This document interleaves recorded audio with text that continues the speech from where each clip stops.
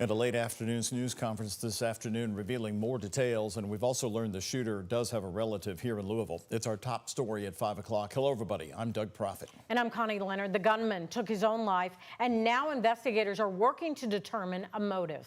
Well, it happened this morning at the Annunciation Catholic School in Minneapolis. The shooter carrying a rifle, shotgun, and a pistol. The police said the shooter approached the church from the side and shot right through stained glass windows. A 10-year-old and an 8-year-old were killed. Of the 17 others injured, police said 14 were children. At least 2 are in their 80s. As ABC's Rena Roy reports, one little girl says at first she thought the gunfire was fireworks. A horrific first week of school in South Minneapolis. A gunman shooting through the stained glass windows of this Catholic church as dozens of children attended morning mass before classes at Annunciation Catholic School. Possible active shooter 509 West 54th Street, Minneapolis. Police say the gunman was armed with a shotgun, rifle, and pistol and fired from all 3 weapons just before 8:30 a.m. Police say the shooter died from a self-inflicted gunshot wound. That coward has been identified as 23-year-old Robin Westman. No prior criminal history. At least 2 young children killed, just 8 and 10 years old. It was like right beside me. I was like 2 seats away from the stained glass windows.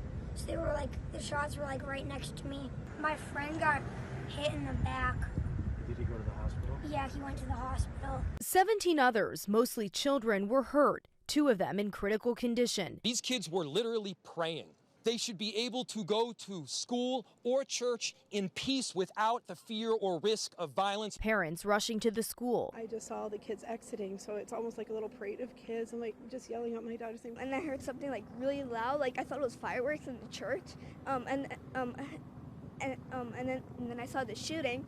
And I was like, oh my gosh, I'm so scared. Emily Feste's niece and nephew go to the school, and her husband is a firefighter who jumped into action when the calls came in. He just took off on foot. It's so awful and it's so scary. And I just am really proud of my husband and my brother-in-law for just running into the danger. Sources familiar with the matter tell ABC News investigators are looking at social media accounts believed to be associated with the shooter.